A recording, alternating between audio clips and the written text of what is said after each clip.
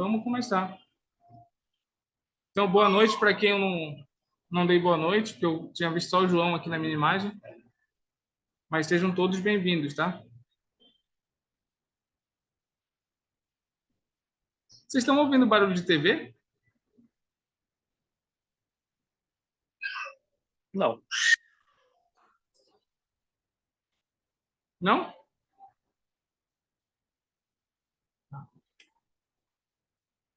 Que bom, porque tá ligado.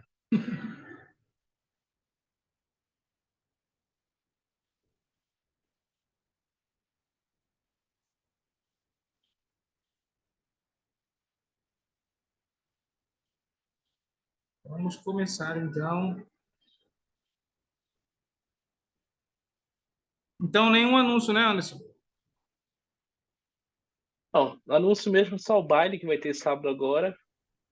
O baile do chocolate. Vocês podem vir aproveitar o baile. Vai ter, nós vamos ter alguns bilhetes dourados para quem estiver aqui pelo baile. Quem encontrar esse bilhete dourado pode entrar na fantástica sala de chocolate, que vai ter lá um monte de coisa de chocolate para comer à disposição. Então venham, deixa de vir. Beleza. Então, eu vou precisar de um voluntário para fazer a primeira oração, para a gente já poder começar a aula. Quem pode fazer, por favor? Eu posso fazer. Licença. Tá bom. Querido amado Deus, obrigado, Senhor, por esse... Muito obrigado. Vocês estão vendo a minha tela? Eu tô vendo. Tá.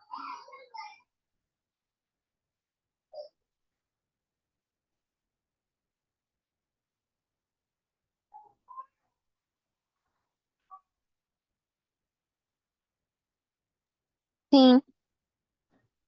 Tá bom. Vamos começar, eu vou começar assim mesmo, depois eu tiro dessa tela, porque o meu computador está um pouquinho lento, tá? Não sei por que foi parar aqui nesse modo. Mas vamos começar então. Como vocês podem ver, a aula de hoje é Jesus Cristo, nosso divino Redentor, e seguir os profetas vivos do Senhor. São essas duas lições que a gente vai aprender hoje, tá bom? Essas lições foram duas lições que me cativaram bastante. E eu vou explicar um pouquinho brevemente por que me cativaram. Primeiro, porque fala sobre a expiação. E logo quando eu olhei o tema, na semana passada ainda, eu fiquei refletindo se eu poderia acrescentar uma outra lição. Então ficariam 3 lições ao todo, né?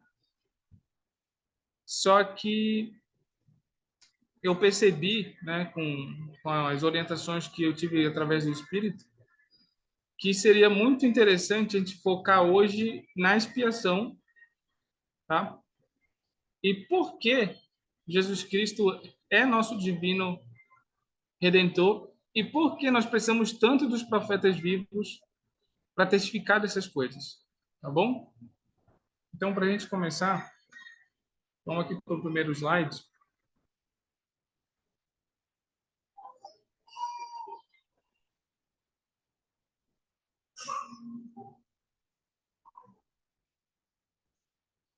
Aqui. Logo de cara, a gente já tem algumas informações que são bem interessantes aí, tá? Joseph Smith, ele aprende sobre o caráter de Jesus Cristo na primeira visão. Bom, ele tem um primeiro impacto ali do caráter de Deus e de seu Filho Jesus Cristo, né? Do que eles são, como eles são, por que eles são divinos, tá? E aí, logo de cara, a gente já tem uma pergunta aqui que eu gostaria que vocês respondessem de acordo com a experiência que vocês têm no Evangelho, tá bom? De que maneira Joseph Smith e a restauração são fundamentais para o meu, ou seja, nosso entendimento do Evangelho? do Evangelho restaurado? Quem se arrisca aí em responder essa pergunta?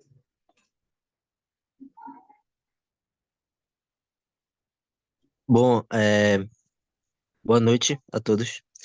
Boa Eu noite, acho Lucas. que é muito importante o Joseph Smith, né? A gente saber disso aí, porque uma das coisas que a gente sabe é que o pai e o filho, eles são seres vivos e são semelhantes, né? Uma das coisas que a gente pode saber através de Joseph Smith. E também é, é muito importante isso também, porque o livro de Mórmon, ele é verdadeiro através disso, né? A gente pode ter a certeza sobre o livro de Mórmon. E também, através de Joseph Smith e a restauração, a gente pode saber que o evangelho, na sua plenitude, ele está novamente aqui na Terra, né? E com isso, a gente pode ser muito abençoado através dos profetas atuais. Então, para mim, essas coisas são fundamentais em saber disso, do Joseph e a restauração. Muito bom, Derson. Eu acho que se tu não estudou a aula, tu tá conectado com o espírito aí, porque tu falou coisas bem interessantes, não só com relação ao que tu respondeu da pergunta, mas do que a gente vai ver durante a aula hoje, tá bom?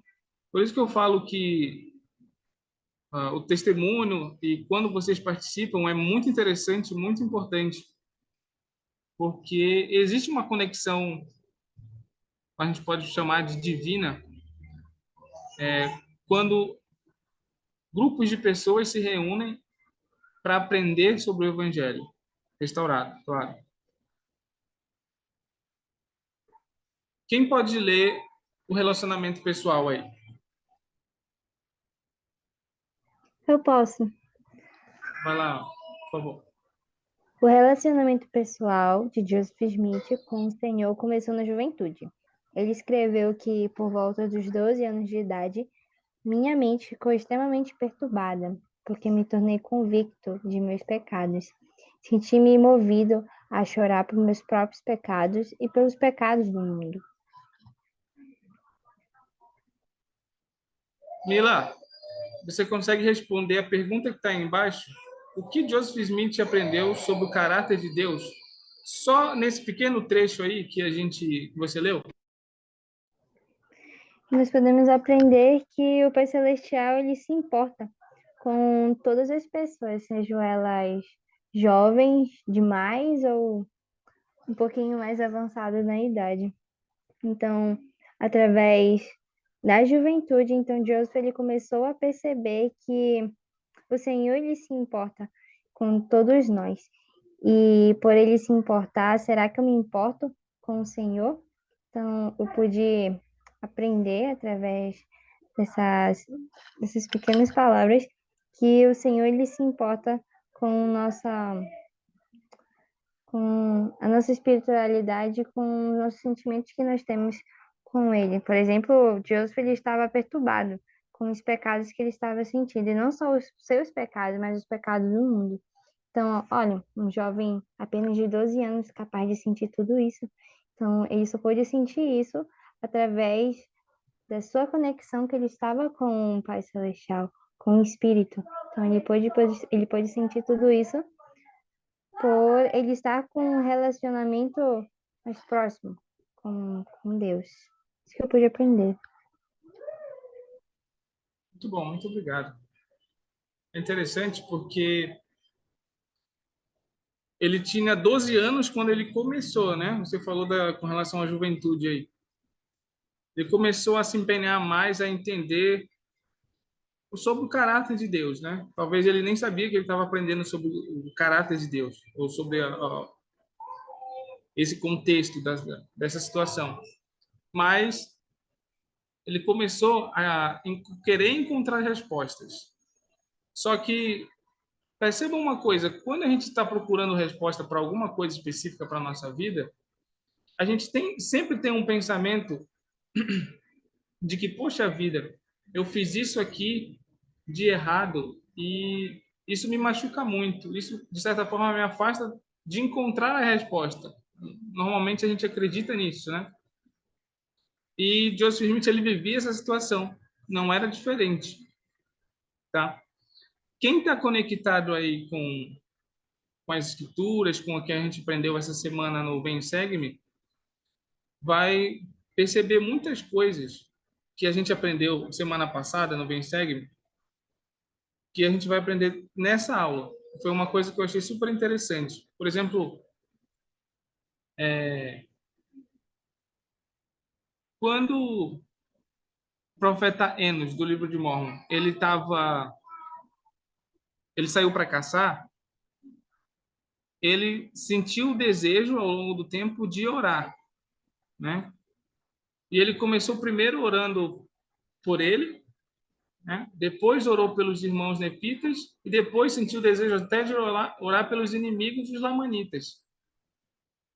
Então, olha só que interessante, você precisa se desprender muito.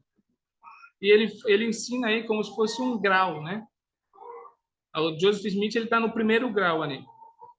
Ele está sentindo o pesar, né?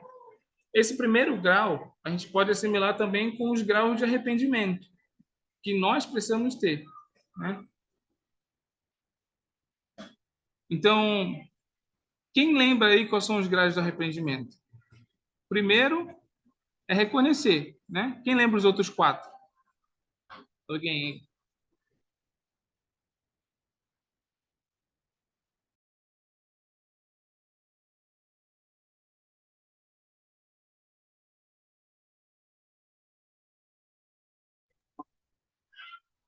Ih, rapaz, ninguém lembra. Ó, olha, eu acho que são esses, né? A gente precisa primeiro reconhecer, né? Reconhecer, aí a gente precisa confessar, né? Esse pecado. Logo após isso, a gente precisa se arrepender, ou seja, não cometer mais. E o último é. Ai, me esqueci o último agora, mas acho que é mais ou menos isso. Em algum momento a gente precisa restituir e abandonar, né? O último é abandonar. Você estava tentando lembrar aí. A gente É, precisa exato, exato. largar de mão aquele pecado específico, né? Mas então, é reconhecer, como a gente está aprendendo aqui com Joseph, restituir. Ah, um exemplo muito clássico é: se eu roubei, eu preciso devolver, né? Então, reconhecer, restituir, confessar. No nosso caso, a gente está falando sobre confessar, por exemplo, confessar algo para o bispo. Vocês sabem que são coisas mais sérias, a gente não precisa confessar tudo. Claro que se a gente quiser conversar com o nosso bispo, é interessante, tá? Eu até recomendo. Não sei quanto tempo faz que vocês conversam com o bispo de vocês com relação à vida espiritual de vocês. O bispo, ele é a pessoa correta para ouvir vocês, tá bom? Ele é a pessoa mais próxima do Pai Celestial, que nós temos acesso, que nós podemos conversar as coisas que só a gente sabe, tá bom? E Deus. Então, depois que eu confesso, eu preciso... Ih, rapaz, será que eu esqueci também? Olha aí que coisa. Eu preciso... O último eu lembro que é abandonar. O terceiro agora me deu um branco, eu não lembro. O quarto agora me deu um branco, eu não lembro. Mas quem quiser pesquisar aí no Guia de Estudo das Escrituras, encontra fácil. Tá bom? Eu ia queimar vocês, mas eu acabei me queimando também, né? Porque se a gente não lembra os passos do arrependimento, a gente não está se arrependendo. Mas olha só, acabei me queimando junto com vocês. Faz parte. Faz parte de... Estamos aqui para aprender. Brincadeira, pessoal. Assim, acho que já deu para dar uma clareada com relação a essa pergunta aqui, né? Vocês vão perceber que essa pergunta aqui, a gente vai responder ela algumas vezes ainda, tá bom? Vamos entender agora o próximo passo que a gente precisa fazer para nos aproximar do Pai Celestial. Tá bom? Quem pode ler o primeiro parágrafo aí?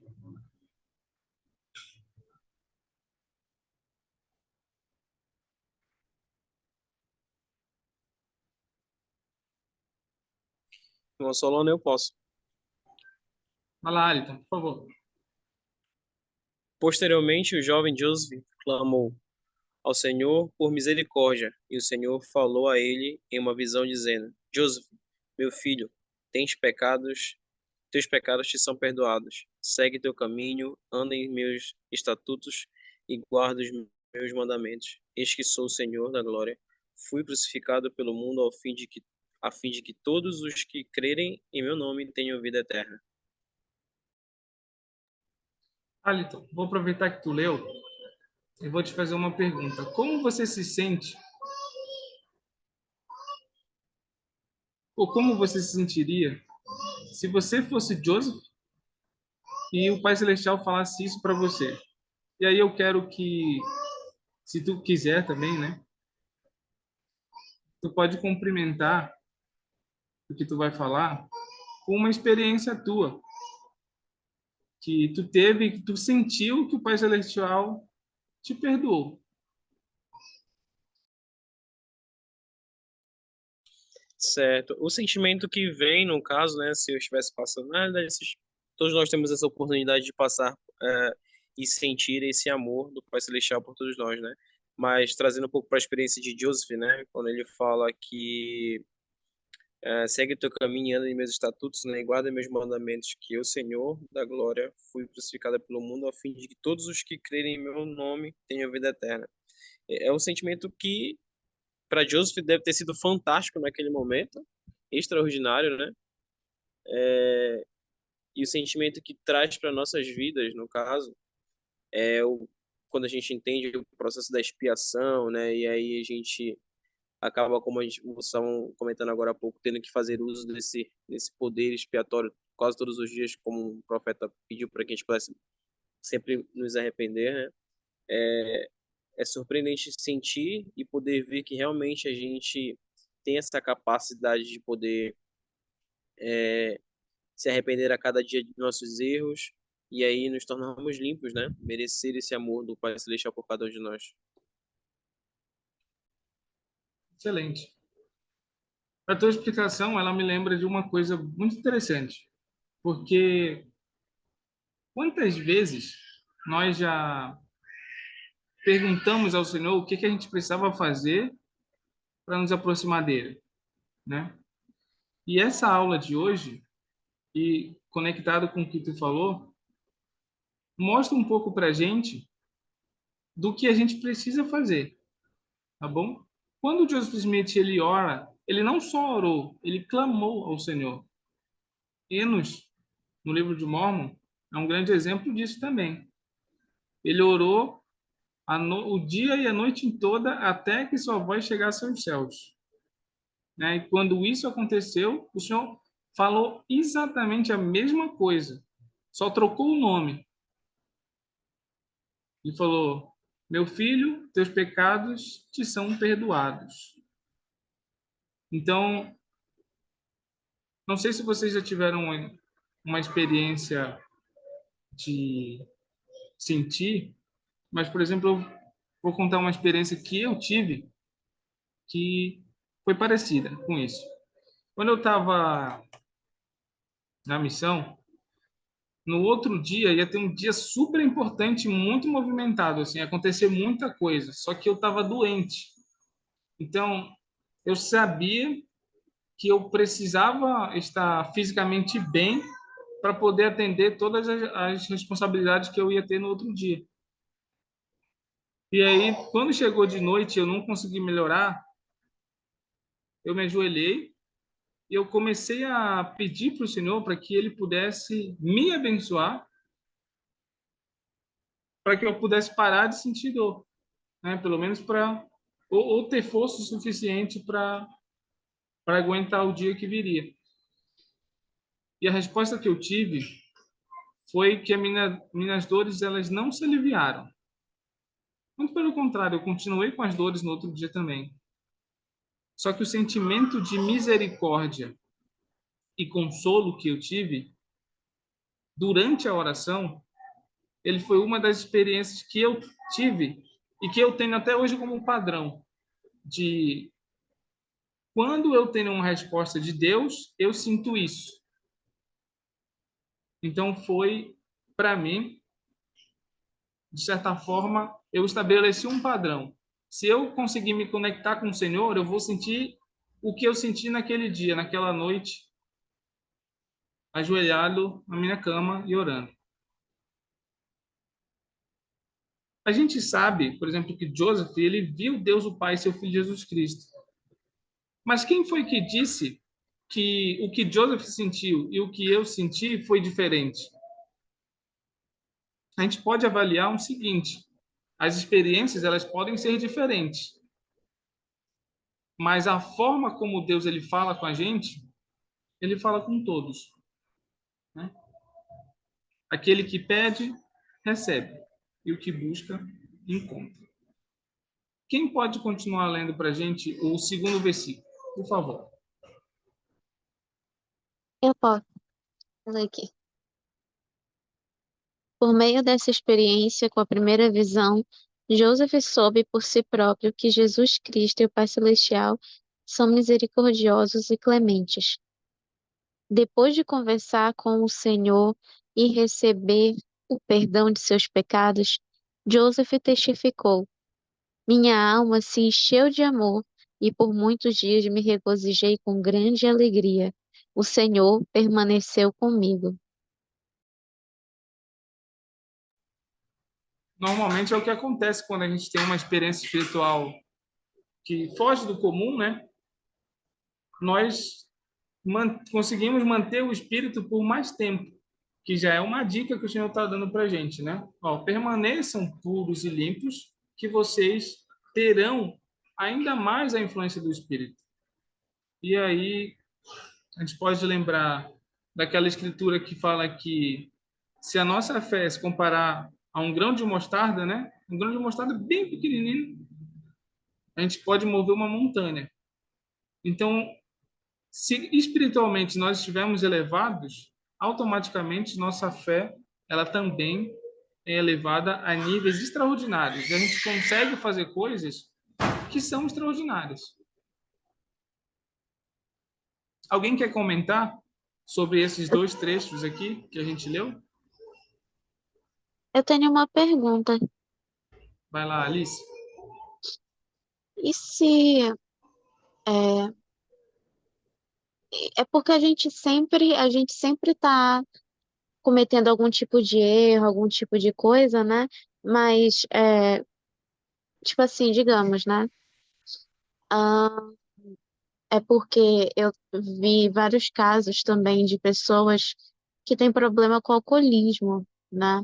E aí aquelas pessoas é um vício, né? É um vício muito forte. E eu vi pessoas tentarem melhorar, tentarem recuperar, tentarem se livrar daquilo, mas de vez em quando elas acabavam tendo uma recaída. O que, o que que a gente faz nesses momentos onde a gente tem as recaídas espirituais, onde deixamos de, por algum motivo, por alguma situação, por algum momento, deixamos de continuar andando com ele e temos aquela recaída pelas tentações e pelas situações que passamos em nossa vida. Olha, Alice, excelente pergunta. A gente precisa entender primeiro, quando a gente está numa situação assim, que nenhum esforço é em vão. Todo esforço que a gente faz, ele agrega no nosso potencial divino. Tá bom? Certa vez, o elder Jeffrey Holland, ele ensinou uma coisa muito interessante no discurso dele. Ele falou assim: se você não tiver vontade ou desejo de ir para a igreja, exerça uma partícula de fé e vá para a igreja. Mantenha-se ativo. Porque muitas vezes As pessoas que estão debilitadas espiritualmente, elas não têm o desejo de estar na igreja. Então, ele ensina um princípio que, mesmo se você não tiver 100% do desejo, usa uma partícula de fé e uma parte do desejo que tu tem de, por algum motivo, você já teve um desejo maior, já teve um desejo mais potente, mas hoje está menos, não está tão forte como anteriormente. Então, ele ensina que a gente pode olhar sempre para o lado bom das coisas. Ou, resumidamente, como o presidente Nelson ensinou nas últimas conferências, pensar celestial. Pensar celestial é fundamental. E tem uma coisa em pensar em celestial que eu acho muito interessante. Quando o presidente Nelson ele fala em pensar celestial, ele não colocou nenhuma taxa, falando, ó, só pode pensar celestial quem estiver tomando sacramento.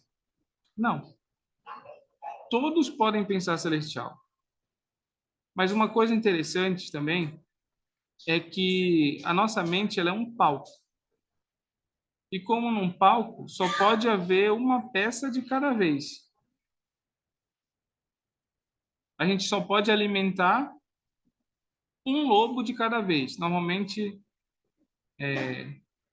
nós temos dois lobos, o mal e o bom. Quem a gente alimenta primeiro? Qual peça a gente põe no lugar primeiro? Os bons pensamentos ou os maus pensamentos? Então, quando um alcoólatra, por exemplo, que foi o que você citou, ele tem uma recaída, a recaída ela faz parte do processo de aprendizado. Mas a gente precisa ter noção de que recair sempre já não é só uma recaída, é uma escolha. A gente está escolhendo recair, tá bom? Então, algum de vocês aí gostaria de complementar o que eu disse e responder a Alice?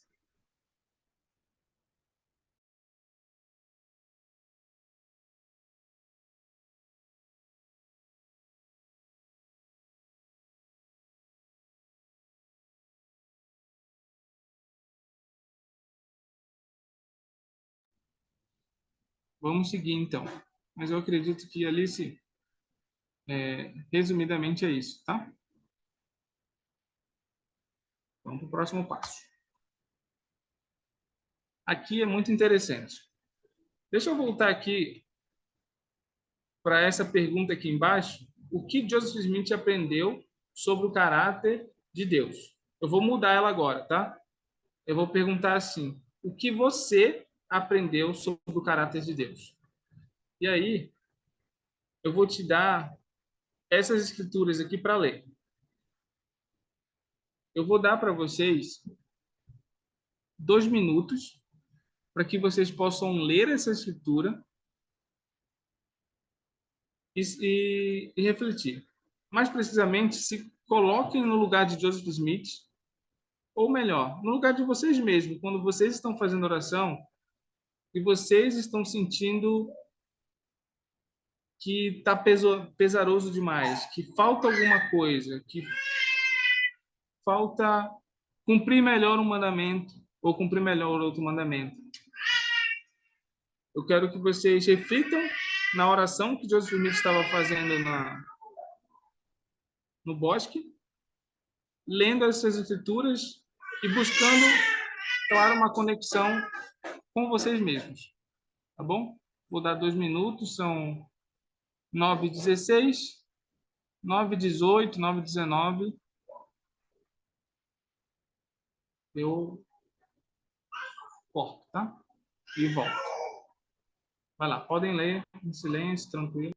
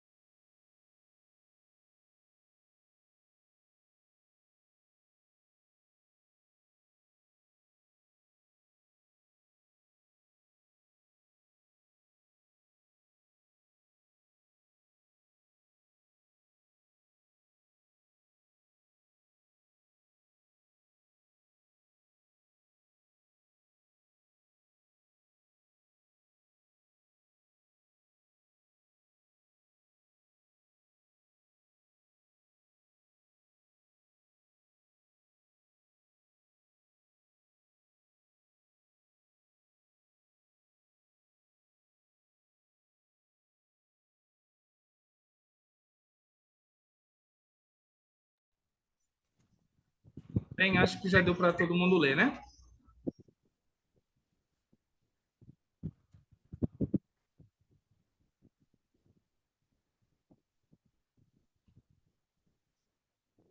Eu quero que vocês, então, me respondam essa pergunta dentro das escrituras que a gente acabou de ler, tá?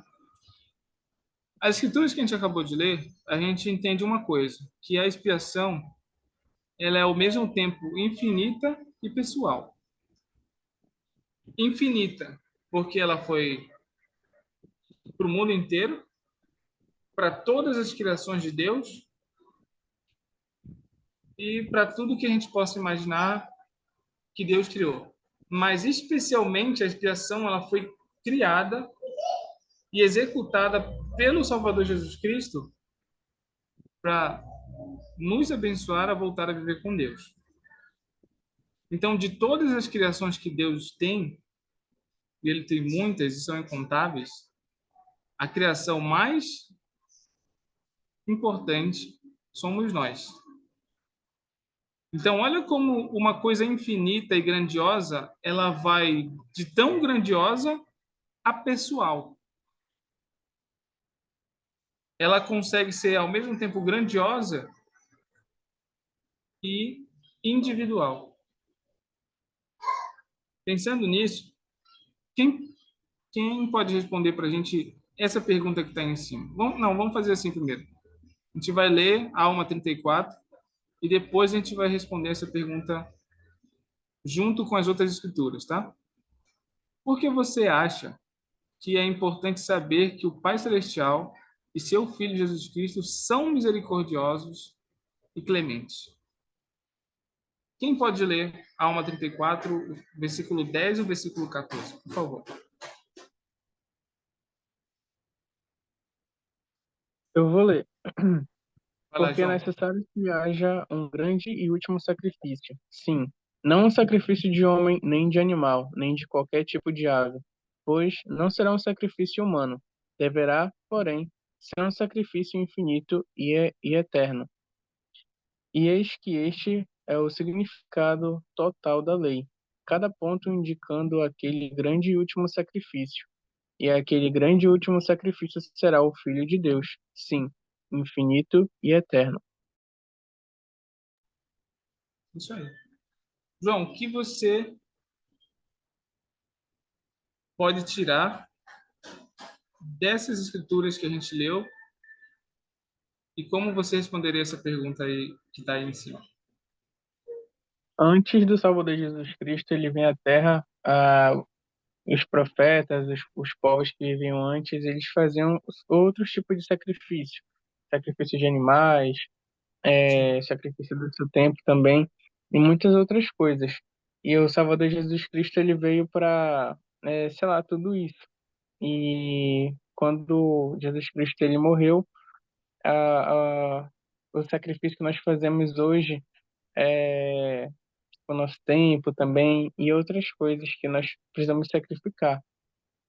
Eu acredito que o Salvador Jesus Cristo ele foi tão misericordioso conosco de nos colocar nesses últimos dias, porque a expiação dele ele é para todos. Eu acredito que esse período ele é muito difícil nesses últimos dias, a internet e outras coisas. Então, esse sacrifício dele ele é infinito, não só para a gente que iria vir, mas também para as pessoas que passaram por essa vida e as pessoas que ainda vão passar depois da gente. E não só neste mundo, mas também outros mundos também. Ela é infinita não só para este mundo, mas também para outros mundos. Sim, quando eu descobri isso, ainda na missão, perguntei para o meu presidente de missão, eu fiquei chocado também. Que eu perguntei para o meu presidente de missão assim, ó, presidente, já que tem outros mundos, isso significa então que existem vários Jesus Cristos? Aí ele falou que não, né? Me deu o conteúdo para estudar melhor sobre isso e eu tive a oportunidade de aprender como isso, como isso aconteceu e como a expiação, como aquela noite, aquele acontecimento no Jardim do Getsemane, lá em Jerusalém, no meridiano dos tempos, mudou não só a minha vida hoje, aqui em 2024, mas mudou a vida de gerações de outras pessoas que a gente talvez conheceu no mundo espiritual, mas nem, nem esteja perto de conhecer aqui nessa terra ou em outro lugar. Então, olha o tamanho disso, né? Olha o tamanho do que é expiação. Pensando nisso, e pensando no que o João respondeu, eu quero que alguém me explique, ou nos explique, o que é expiação para você, tá bom? Eu normalmente tenho na minha cabeça explicar a expiação de um jeito, mas eu quero que um de vocês, do jeito de vocês, expliquem o que é expiação para vocês.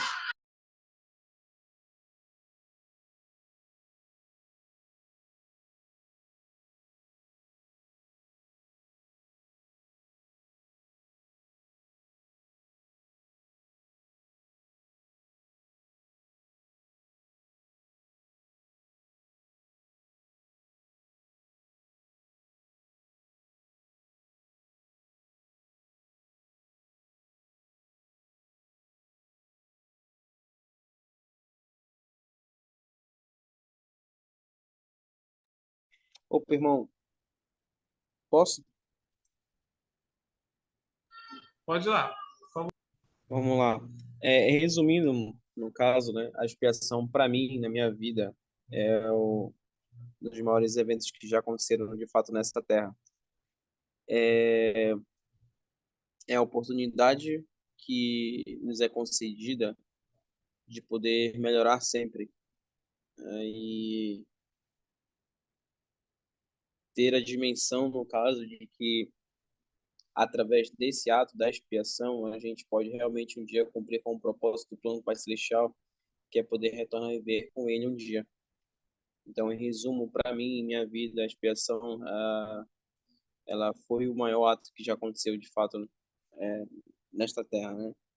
A gente sabe que depois a gente teve a restauração do Evangelho por intermédio do profeta Jesus Smith, mas tudo isso estava dentro de um plano e que para tudo isso depois pudesse acontecer, precisava que realmente a expiação pudesse ter acontecido no passado lá com Jesus Cristo, né?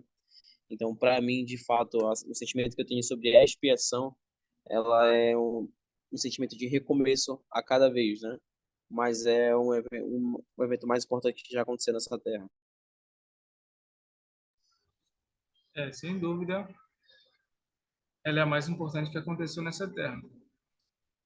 Tanto importante, para complementar o que você disse, Aliton, que ela aconteceu em Jerusalém, mas naquela época não tinha a tecnologia que tem hoje. Então, os efeitos foram sentidos sem os nefitas, por exemplo, os lamanitas, saberem do que estava acontecendo. Só quem seguia os profetas naquela ocasião tinha uma noção e esperava do que ia acontecer, esperava que isso iria acontecer.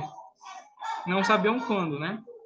Tanto que até o profeta Samuel sobe lá na muralha e testifica de Cristo que ele viria. Ele fala até uma data, chega na data, vai chegando próximo dos dias ali, o pessoal começa a caçoar, né?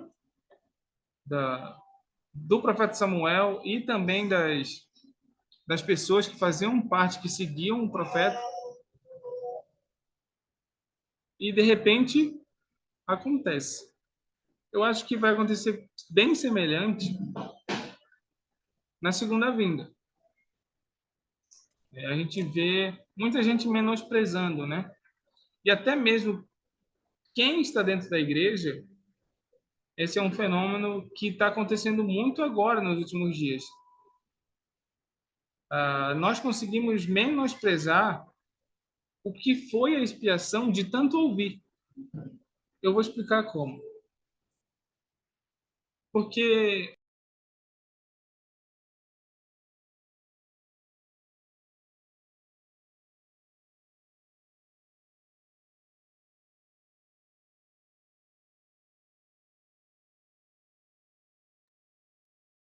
Ficou mudo. Voltou?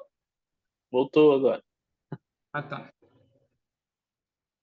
Então,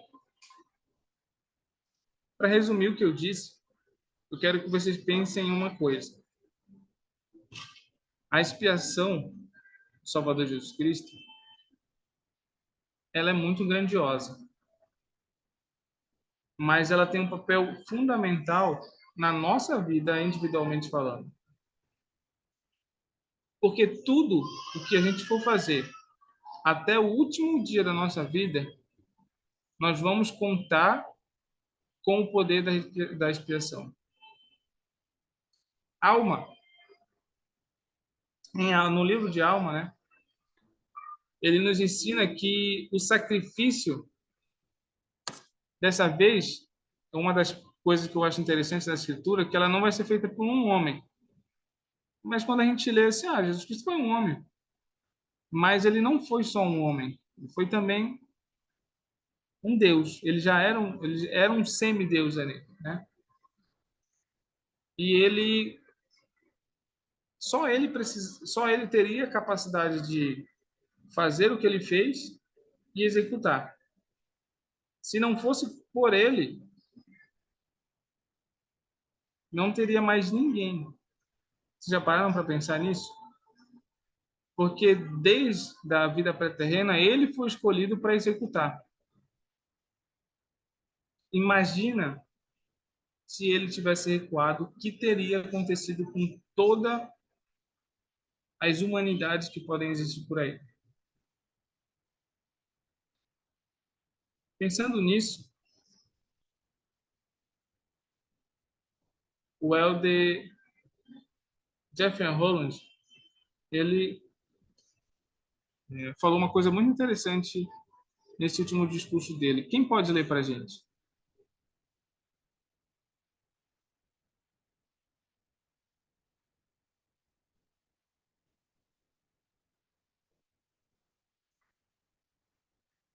Eu leio. Vai lá, Alice, por favor. Quando Cristo vier, ele precisará nos reconhecer, não como membros em uma lista de um registro batismal desbotado, mas como discípulos completamente comprometidos, que acreditavam com fé e que guardam com venhos. Essa é uma questão urgente para todos nós, para que nunca ouçamos com pesar desolador as palavras nunca, nunca vos conheci.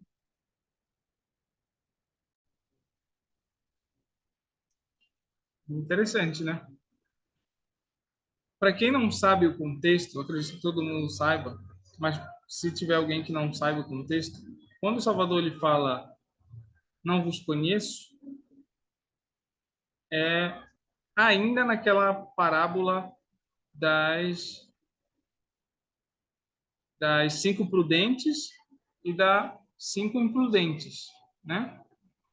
Que ele demora a vir, ele é o noivo, como fala nas escrituras, e as 5 prudentes, elas conseguem armazenar o óleo ali de uma forma que vai conduzir elas até a chegada do noivo. Como ele demora, então elas tinham também uma reserva. Mas as imprudentes não tinham. Elas faziam as coisas ali meio que de qualquer maneira. Quando chegou o momento que elas necessitavam usar, elas não tinham. Então, quando elas chegam na porta onde Salvador está ali e vai acontecer um evento, uma espécie de jantar, e elas batem na porta porque elas chegam atrasadas, porque elas voltam para buscar o óleo. Quando elas chegam de novo, onde está o Salvador, ele abre a porta e fala: não vos conheço. E aí, essa é uma escritura que tem uma referência muito forte com os últimos dias, com o julgamento final. Vocês já pararam para pensar que a gente esperou a vida inteira e a gente só vai ouvir duas frases do Senhor. Ou a gente vai ouvir: entra para o gozo do teu Senhor, ou então, depois de uma vida inteira, nós vamos ouvir: nunca vos conheci. E nunca mais vamos ouvir o Salvador como a gente gostaria de ouvir. Então, o que o Elder Roland ele fala é impactante, mas eu queria que um de vocês me respondesse essa pergunta que está aqui do lado, baseado no que o Elder Roland disse, mas também eu queria que alguém já procurasse de antemão o capítulo 21, versículo 5 de Doutrina e Convênios. Procurasse para ler para a gente depois que alguém terminar o comentário, tá bom? A pergunta é o seguinte: de que maneira minha vida pode ser abençoada se eu escolher seguir os profetas do Senhor? Quem de vocês está pronto para responder essa pergunta aí?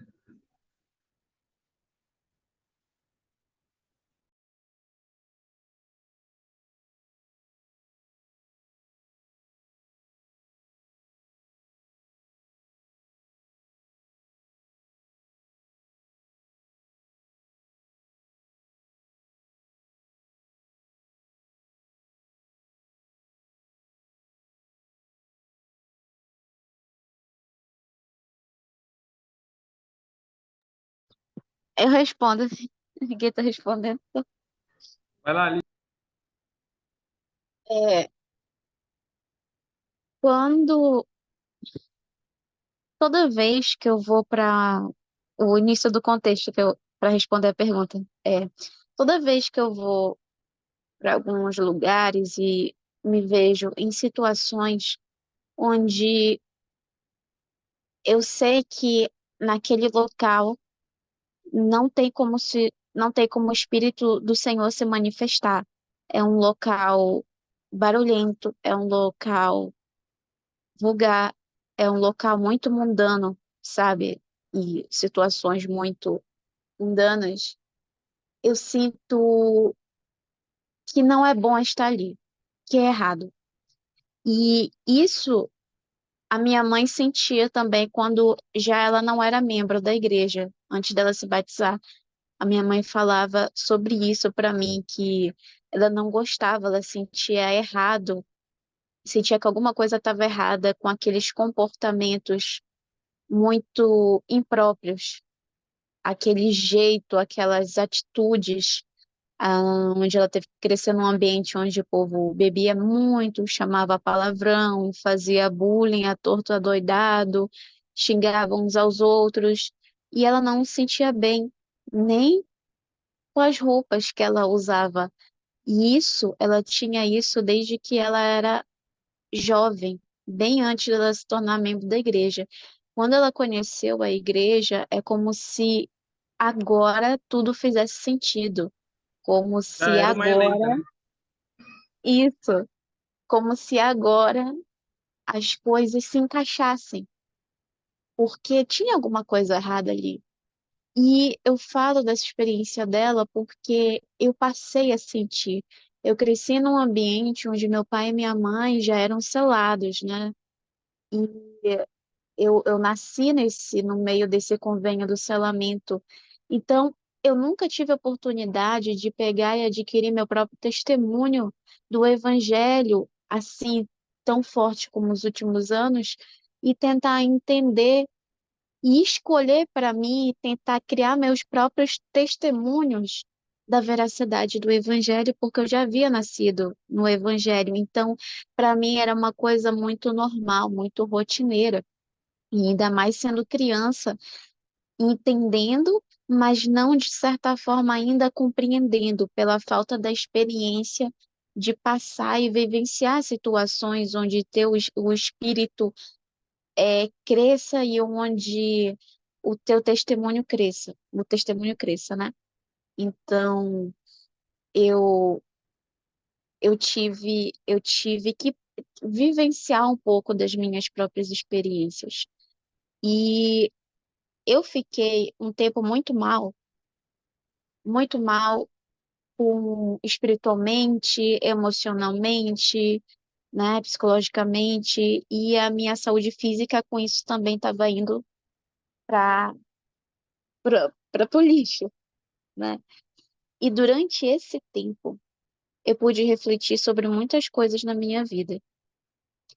E quando eu vi que aquilo não era para mim, o que eu estava sentindo, o que eu estava pensando, a forma como eu estava enxergando o mundo de uma forma totalmente desesperançosa, sem fé nenhuma, sem motivação nenhuma, eu me sentia morta. Era uma morte total. E de todas, com certeza, a mais dolorosa foi a morte espiritual que eu estava sentindo, né? Eu me sentia morta.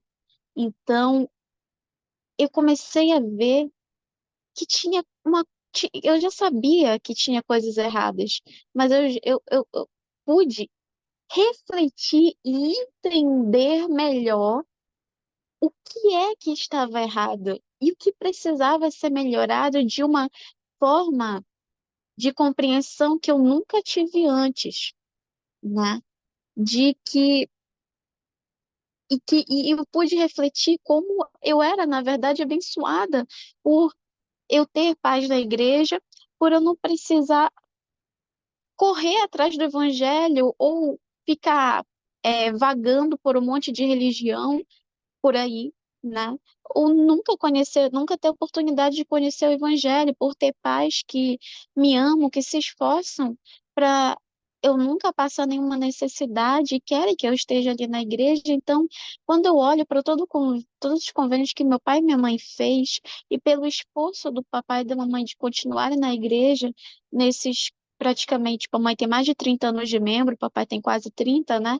Em todos esses anos de membro, e deles não se afastarem e de continuarem ali, tentarem fazer com que eu fique firme no Evangelho, eles são a maior bênção na minha vida. Então, no momento que eu me afastei, comecei a me sentir afastada de tudo isso, foi que eu pude refletir que não tem outro local para eu estar, né? Eu não dá para ficar sem ter a oportunidade de receber essas bênçãos eternas, de eu própria me impedir, de eu própria me é, parar de poder receber as bênçãos que o Senhor prometeu para todos nós, se Sim. guardarmos os mandamentos dele. E que é Então, interessante, desculpa, te cortei, mas não, pode falar, eu pode falar. vou dar oportunidade para te falar também, né?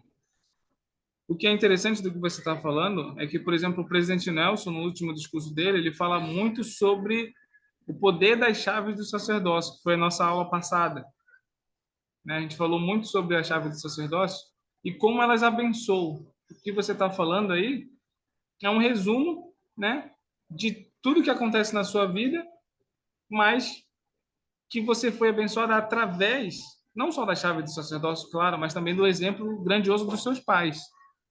Eu, por exemplo, quando o meu pai, quando a minha mãe, ela se batizou na igreja, ela estava grávida de mim. E aí batizei com 8 anos, mas depois de um tempo ela se afastou. Eu fiquei firme durante muito tempo, mas quando eu comecei na adolescência nenhuma, me afastei um pouquinho um pocão da igreja, espiritualmente falando. Eu até ia de vez em quando, mas nunca estava lá de verdade. E aí entre os pais, a importância dos pais. No meu caso, a minha mãe, ela também estava afastada. E nesse período, ela teve um filho. Para vocês terem noção, eu sou o mais velho. Então, eu sou ativo na igreja até hoje. E ela teve, depois que ela voltou para a igreja, ela teve mais duas filhas, duas meninas. E elas são ativas na igreja também. O que não é ativo, ou que nem sequer chegou a batizar, foi o que nasceu nesse período que ela não estava na igreja. Porque aí depois, ele já era adolescente quando ela voltou, né? Para trazer para a igreja, para batizar, foi bem mais complicado, mas até hoje ele não batizou. E aí, preparando essa aula e ouvindo o que você disse, ouvindo o que a Alice disse, eu fiquei refletindo assim, olha só que coisa, né? Olha a quantidade de bênçãos que o meu irmão ele deixou de receber por uma escolha que os meus pais fizeram. Então, pensando no futuro de vocês, imaginem o que as pessoas estarão perdendo, ou imaginem que por causa de uma escolha que vocês vão fazer agora, o que vocês estão fazendo agora na vida de vocês, ela pode refletir um dia na vida de outra pessoa da, das suas gerações, ouvir a seguinte frase do Senhor: nunca vos conheci. Então, por isso que as escolhas que a gente faz, ela tem um peso muito grande. Mas, Alice, vou deixar tu terminar, concluir, e a gente já vai para a última parte da nossa aula, tá bom? Ok, eu ia falar aqui, os missionários, muita gente conhece a igreja pelos missionários, né? Meu pai nunca serviu uma missão, porque ele se batizou com 27 anos. Ele já não estava mais no tempo de missão. Mas quem foi os missionários da minha vida foram meu pai e minha mãe. E eu sei que por eles se esforçarem no evangelho e guardar os mandamentos do Senhor, meu pai pagar o dízimo, ser dizimista integral, nunca nos faltar nada. Eu sei que pelas coisas que eles já fizeram, que eles se esforçaram, e pelos convênios, pelo convênio do grande e poderoso selamento, que os filhos deles viriam para essa terra nascido, filhos de um convênio, no caso eu, o Senhor os abençoou para que os filhos dele não tivessem seu poder de escolha, mas não desistisse, sabe? Tivesse essa força, esse amparo de que é esse poder que foi feito no templo. Algumas pessoas se selam com suas famílias depois de alguns anos, né, de muito perseverarem. Inclusive, teve uma família maravilhosa da minha ala que se selou recentemente no templo, já todos os filhos grandes, quase adultos, 20 e poucos anos. E foi muito bonito as fotos, não pude estar lá, né? Mas foi muito bonito as fotos do selamento deles. Legal. E, e eu vi que a família, aquela família está unida, está selada, né? Estão recebendo a promessa do selamento, as promessas e as bênçãos, se eles continuarem tendo boas escolhas, permanecendo no caminho, mesmo quando eles tiverem algumas quedas, eles podem conseguir se reerguer pelo, pelas promessas que eles receberam durante o selamento no templo. Sim. Legal que você E se põe no lugar deles, né? Isso é interessante. O Salvador, por exemplo, ele se colocou no nosso lugar várias vezes. E é muito interessante porque vai conectar um pouquinho com o que a gente vai ouvir agora nessa escritura. A gente vai ver por que o Salvador ele preparou um caminho, mas por que ele chamou profetas. A gente vai entender um pouquinho melhor. Alguém separou a escritura?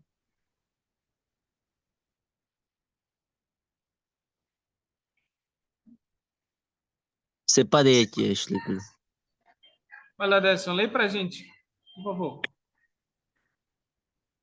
Pois suas palavras recebereis como de minha própria boca, com toda a paciência e fé. A gente vê nessa escritura aí que o Salvador está falando para a gente que nós vamos receber a palavra dele como se fosse sua própria boca dos profetas, né? Então, é muito parecido com o que a gente aprende em Amós, né? 3:7. Certamente, o Senhor Deus não fará coisa alguma sem antes revelar o seu segredo aos seus servos, os profetas. Mas aqui ele vai mais além. Ele fala que os profetas falarão o que ele, o Senhor, falou primeiro para os profetas. Pensando nisso, eu separei aqui essa última parte, algumas coisas que o presidente Nelson falou para a gente na última conferência. Ele separou 3 coisas ali que são importantíssimas para nossa preparação para voltar a viver com Deus, mas especialmente entender como a expiação do Salvador Jesus Cristo e como o Salvador Jesus Cristo ele espera que nós alcançamos o nosso potencial divino, como nós alcançamos sentir a expiação em nossas vidas mais abundantemente e como e o que nós precisamos de fato para galgar todos os degraus para voltar a viver com Deus. Tá bom? Derson, você pode ler para a gente o primeiro tópico ali, que o presidente Nelson ele falou no discurso dele? Por favor. A coligação de Israel é uma evidência de que Deus ama todos os seus filhos, onde quer que eles estejam. Beleza.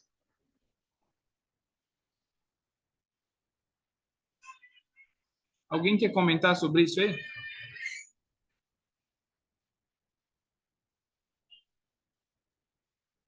A coligação de Israel é uma evidência de que Deus ama todos os seus filhos. Acho que disso a gente não tem dúvida, né? Mas esse frase final aí que ele fala, onde quer que eles estejam, não tem relação com o que a gente estava falando anteriormente? De que a expiação ela valeu não só para esse mundo, mas para todos os outros e para todos os filhos e para todas as criações? O presidente Nelson nos lembrou disso na última conferência. Por que ele nos lembrou disso?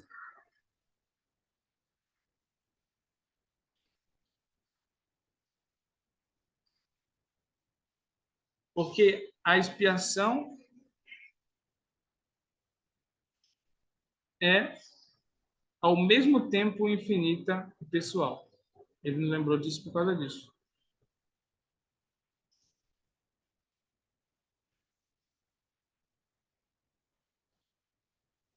Alice, você está me ouvindo?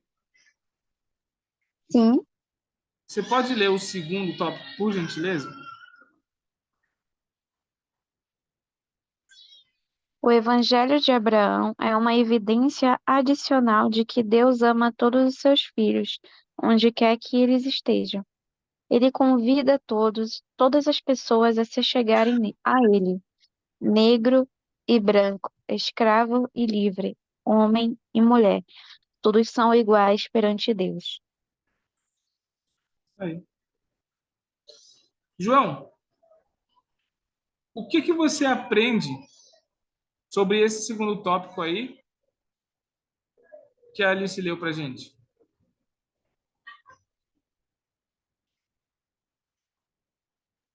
Oi, Vitor. Então, o... e-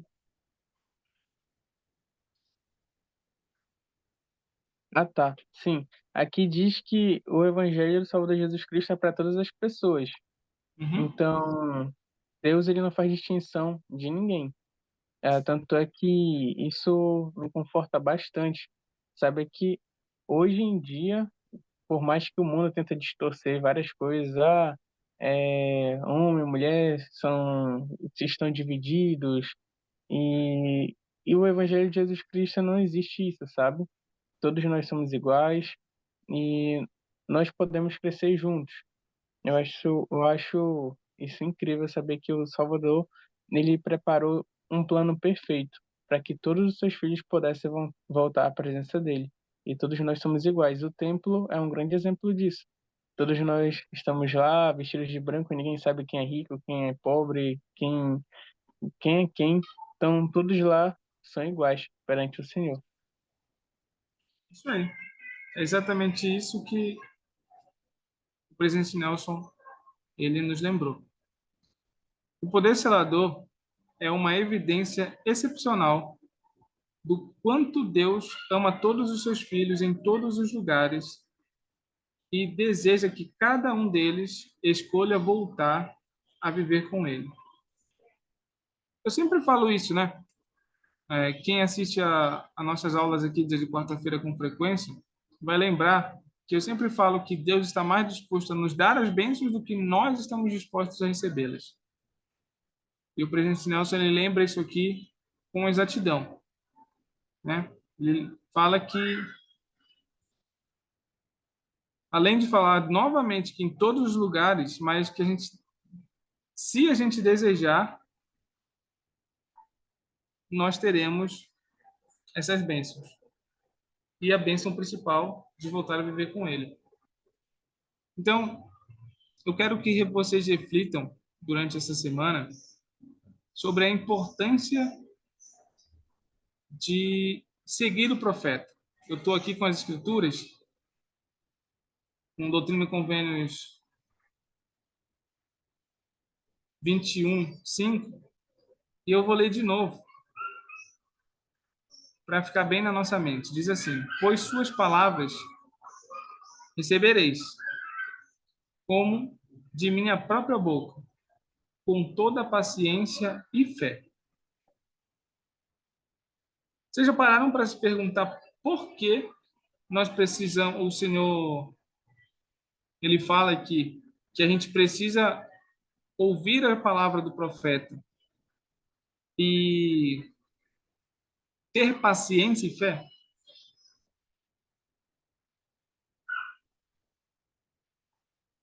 Porque assim, todos nós, normalmente, quando ouvimos alguma coisa do profeta, a gente acha super legal, mas a gente esquece. Então a gente precisa ter paciência para estar conectado com o que o profeta fala e ter a fé necessária em entender de que tudo que o profeta fala é o que nós precisamos fazer imediatamente. O Elder Roland, ele deixa claro aqui, no segundo trecho aqui do que ele estava falando, do discurso dele, que é uma questão urgente para todos nós, para que nunca ouçamos com pesar desolador. Então, ou seja, para a gente não ter pesar durante a nossa vida, é importante a gente exercer um caráter divino de Deus. Opa. É importante exercer um caráter divino dele, a paciência. E depois a fé. Então, tudo isso é essencial para a nossa salvação. Na aula de hoje, a gente teve a oportunidade de aprender sobre a expiação do Salvador Jesus Cristo e sobre a importância que as nossas escolhas elas têm ao decorrer da nossa vida. E também podemos aprender brevemente e relembrar sobre algumas coisas que foram faladas na conferência geral e a importância de nós termos profetas vivos, assim como nós temos nossos pais no Evangelho, por exemplo. Eu testifico para vocês, para aqueles que estão sozinhos nessa luta, que são o único membro da família, como membro da igreja, vai valer a pena. Quando menos esperar, vocês vão perceber que vai ter valido a pena. E para todos aqueles que estão lutando ou que têm um familiar e que tem uma certa rede de apoio maior, procurem as pessoas certas para solucionarem os problemas de vocês, espiritualmente falando. Espiritualmente, vai com o bispo. Se quiser conversar, procura o pai, procura a mãe, procura o irmão, procura alguém que está dentro da sua rede, que vai te trazer as palavras certas, por mais que você não queira ouvir. Tenham paciência, mas também tenham fé para exercer a paciência. Em nome de Jesus Cristo, amém. Eu Amém. vou pedir Amém.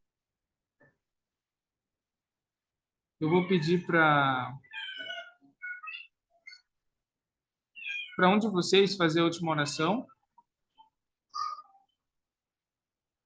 mas antes eu quero saber se o Anderson tem alguma coisa para falar. Tenho não, meu amigo. Pode ser. Tudo certo, então? Tudo certo. Beleza, pessoal. Muito obrigado. Quem vai fazer a última oração para a gente, por favor? Eu posso. Cara, eu pensei em ti, eu pensei em te chamar, eu falei, não vou indicar alguém para fazer a oração, mas aí tu solicitou, então, de certa forma, estamos conectados aí. Vai lá, por favor. Tá bom. Pai Celestial, nós te agradecemos pelo privilégio que temos de estudar este curso. Te agradecemos pelo privilégio de sermos teus filhos e conhecermos teu evangelho e de poder ter amigos, familiares, líderes que nos ajudam a trilhar esse discipulado. E te pedimos que tu possas nos abençoar com uma boa noite, que possamos cumprir os desafios deste curso e que possamos estar constantemente lembrando do quanto a coligação de Israel demonstra que tu ama todos nós. E que possamos ajudar nessa coligação para que todos possam ter as mesmas bênçãos que nós temos. Pedimos que teu espírito e teu amor possa estar em nossa família, em nossos lares, constantemente. Em nome de Jesus Cristo, amém. Amém. Muito obrigado, pessoal. Boa noite para vocês. E não esperem para compartilhar o evangelho e compartilhar também o que vocês sentem com outras pessoas, tá bom? Essa vida aqui é só ela, não vai ter mais depois. Abraço.